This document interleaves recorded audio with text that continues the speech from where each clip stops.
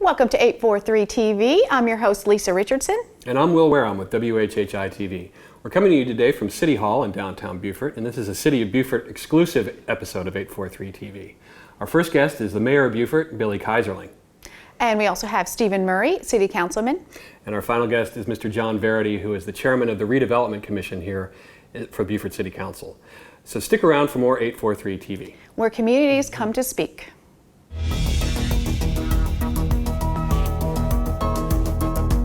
.843 TV, where Bluffton comes to speak. Where Spring Island comes to speak. Where Hilton Head Island comes to speak. Where Port Royal comes to speak.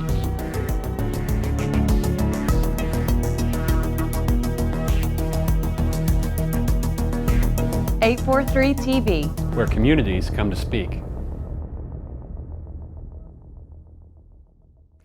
Welcome to 843 TV. We're coming to you from City Hall in Beaufort, and we're joined today by Mayor Billy Kaiserling, Chairman of the Beaufort's Redevelopment Commission, John Verity, and City Councilman Stephen Murray. Thanks for being here, guys. Good morning. Happy to be here. So we're talking about economic development here in the City of Beaufort today. And Billy, let's start with you. Let's talk about the big picture of Beaufort's economy. Do you think the city in northern Beaufort County is turning around after the recession that we've had? Well, the economy is turning around, and you'll see a lot more activity happening in Beaufort. You know, the recession hurt, but it certainly gave City Council and the Redevelopment Commission an opportunity to spend a couple of years doing some serious thinking and serious planning.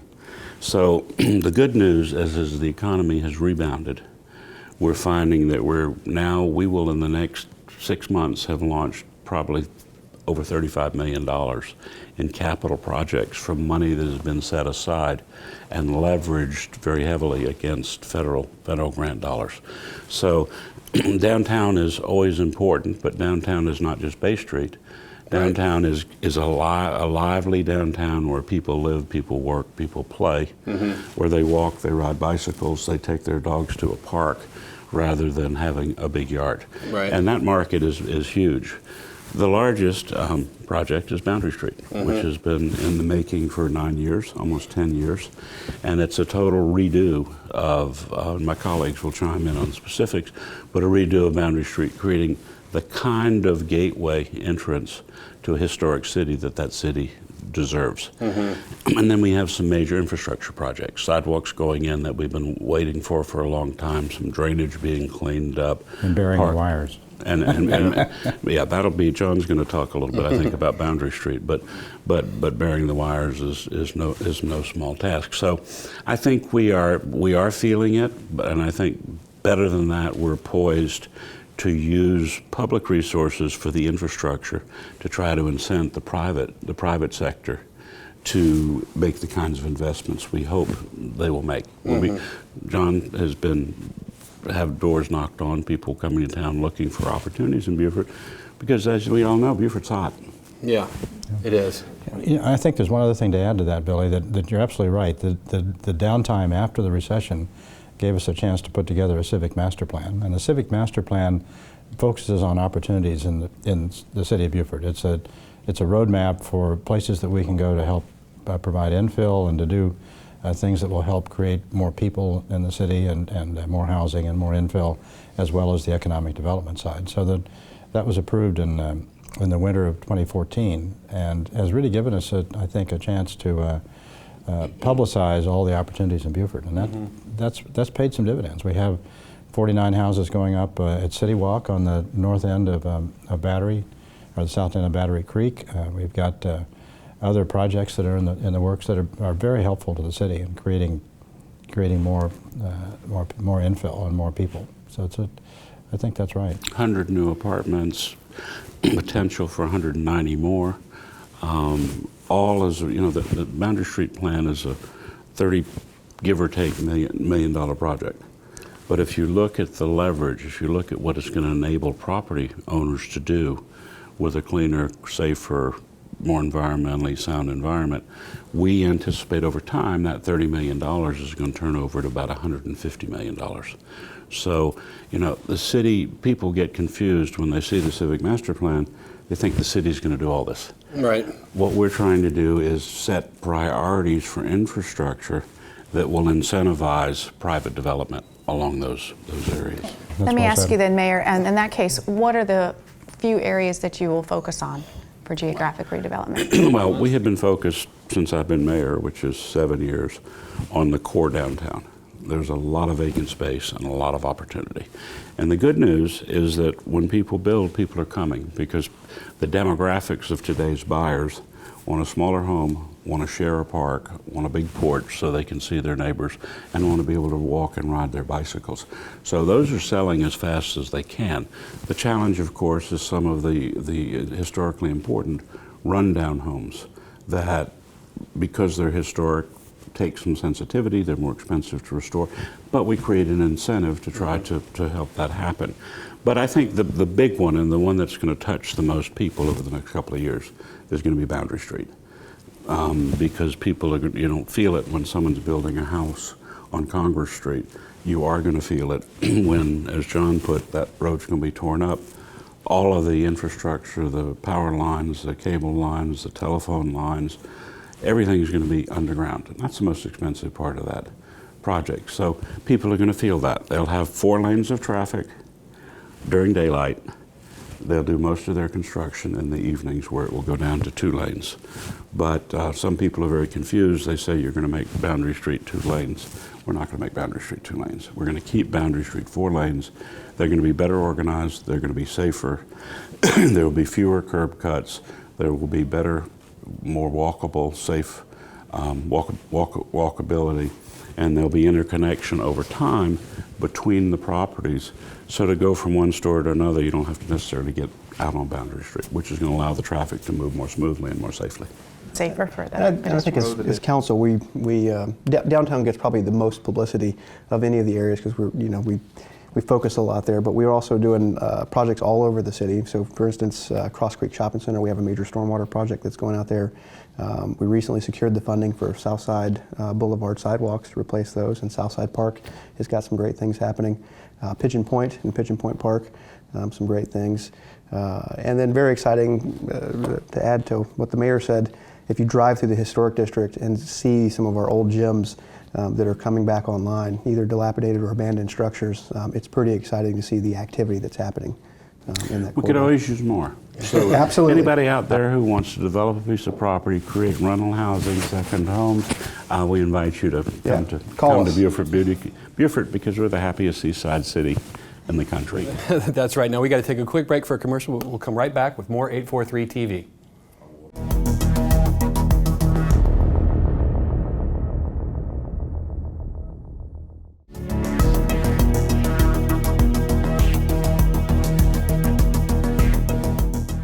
Welcome back to 843 TV here at the City Planning Hall in downtown Beaufort. Stephen, let's start with you on this one. You're a former Chamber of Commerce member and also a local businessman. What do you see as the best ways to attract new businesses to the area?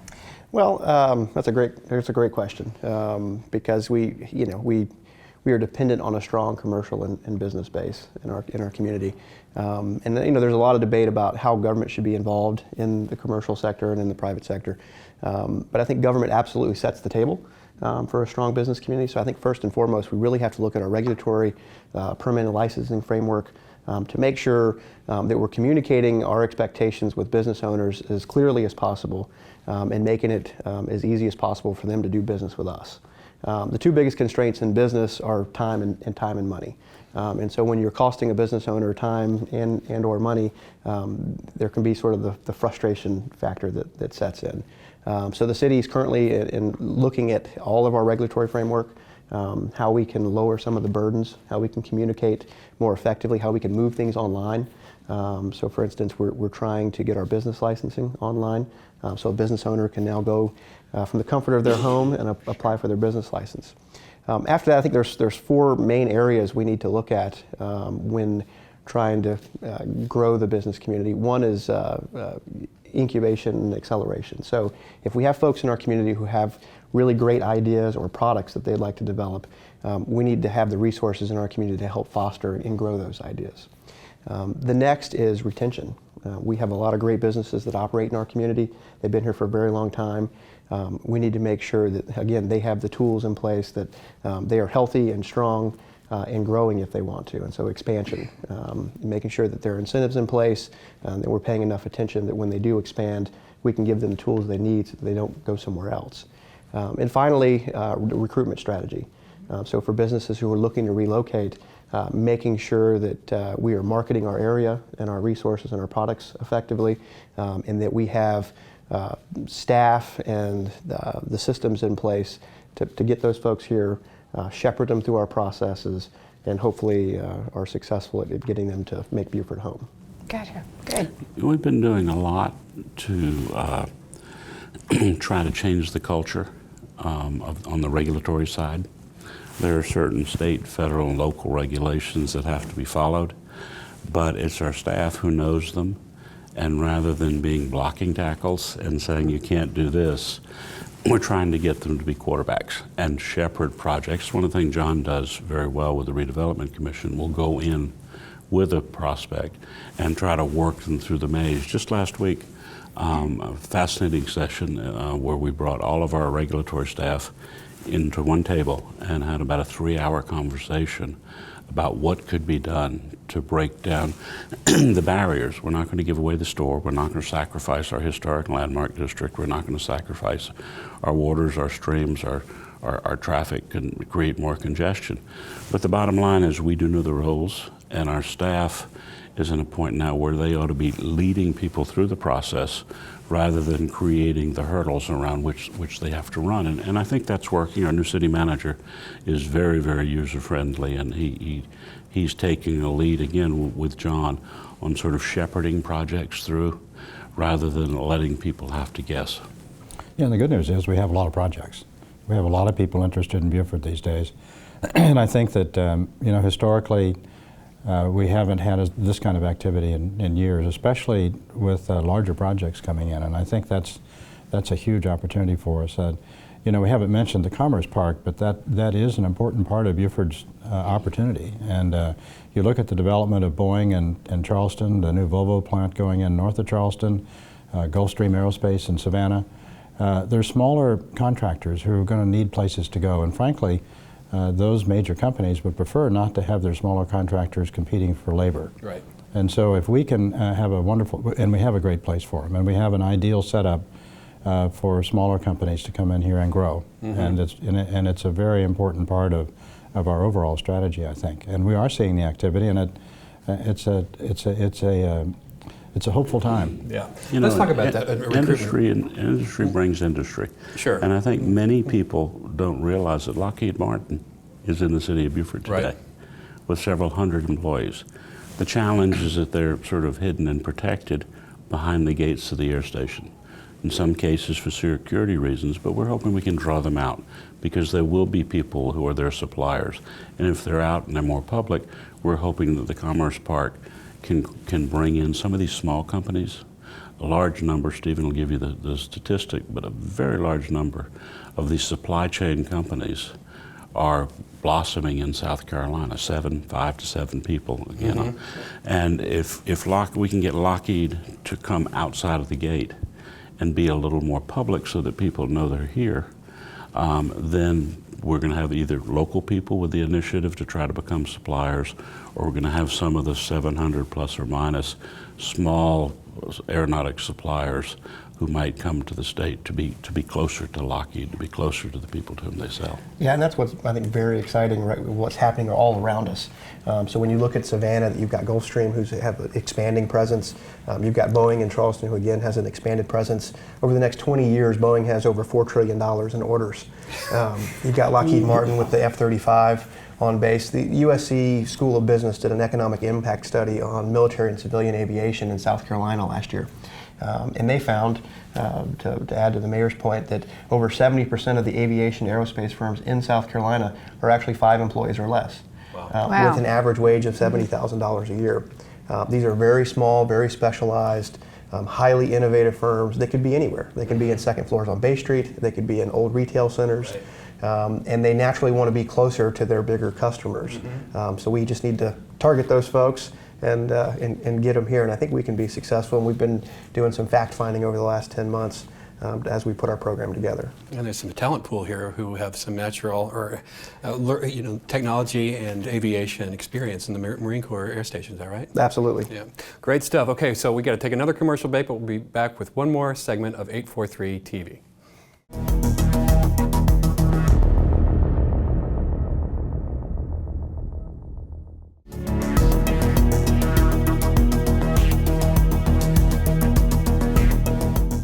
Welcome back to 843 TV, coming to you from City Hall here in Beaufort. In recent months, the Beaufort City Council has reorganized the Redevelopment Commission to include City Council members. John, you are the chairman of the commission. What is tops on your list for building Beaufort's economy?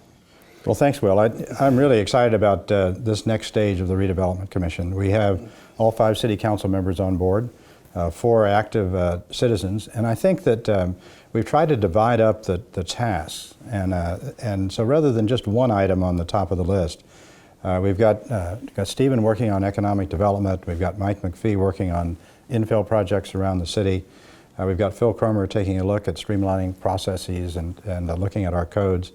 We've got George O'Kelly really looking at the downtown area, which will include lots of goodies like the garage, and then we have Billy really working on Boundary Street, which is a tremendous investment for us. So I think we've got a full plate and an exciting plate. And the nice thing is that it spreads it around, creates the kind of energy I think we need in the city of Beaufort.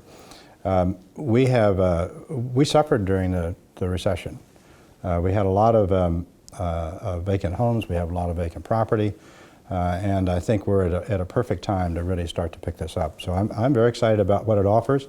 I think everybody's committed. I feel like the City Council is really engaged, and that's really an important element for us. That way everybody's on board. Right. And we don't vote in Redevelopment Commission on anything. Or City Council doesn't vote. We vote on projects for the Redevelopment Commission, but they're there to help the city grow. That's important. I really feel like we have that opportunity. And of course, Boundary Street, $30 million worth of investment. It's going to be a tremendous opportunity for us. Absolutely. Yeah. Another question for you. Some have said that Beaufort here, with its environment and low country lifestyle, is perfectly suited for this new economy, where people maybe use the ideas to create wealth instead of factories to make things. Tell us your thoughts on that. Well, it's really interesting. Stephen and I went to Charleston a couple of months ago to visit with a group there called the Digital Corridor, and they've been in business for maybe 10, 12 years, something like that. And they attract entrepreneurs to the city, and they're attracted there naturally because of the climate, the environment, the lifestyle, and the city has been encouraging them to be there. Well, Charleston's grown dramatically in the last 10 to 12 years, and the lifestyle is not quite the same as it is. It's a little more expensive, and it's not as easy to find a place to live. It's not as easy to get around, and not surprisingly, Beaufort is a sort of a perfect next segment for that. And so they're very interested in maybe using Beaufort as a place to attract these young people and whoever, doesn't have to be young, but folks who are really interested in building businesses, 1 or 2 or 3 people at a time. And we have a perfect environment for that. We have reasonable places to live, and we're looking at developing some office space as well. I think larger than that, there's a great book called The Global Achievement Gap that talks about America's place in the future economy.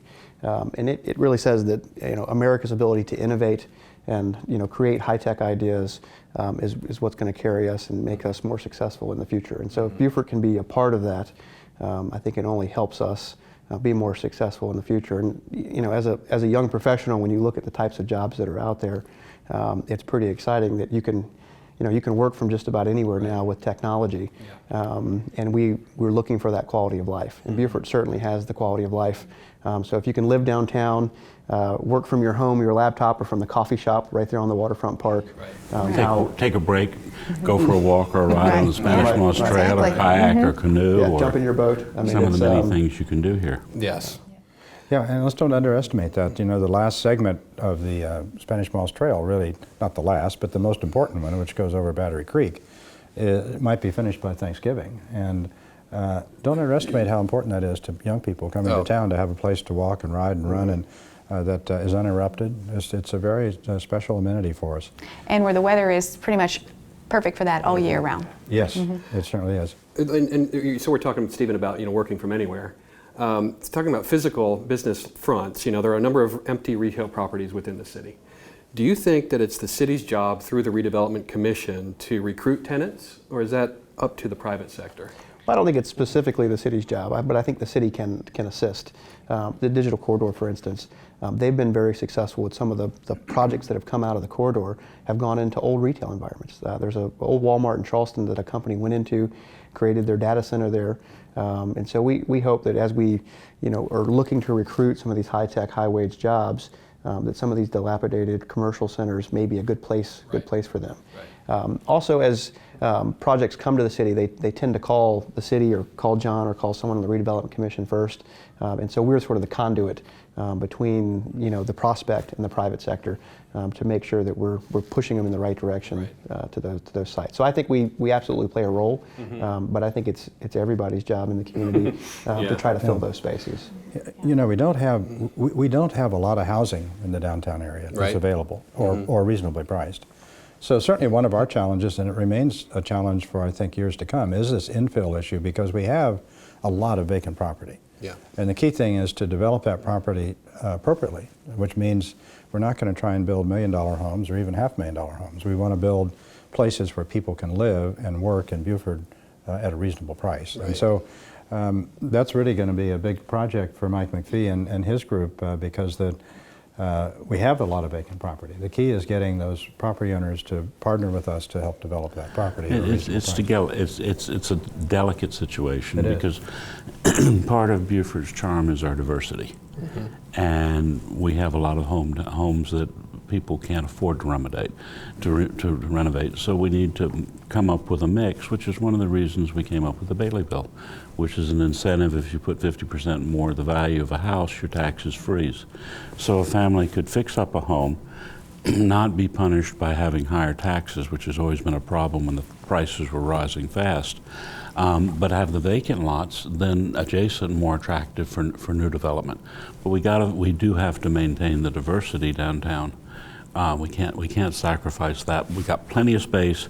We got a real estate market that wants it. I mean, people really do want to live in a downtown area where they know their neighbors, where they walk, where they ride their bicycles, where someone else maintains their yard, which is a park down the street.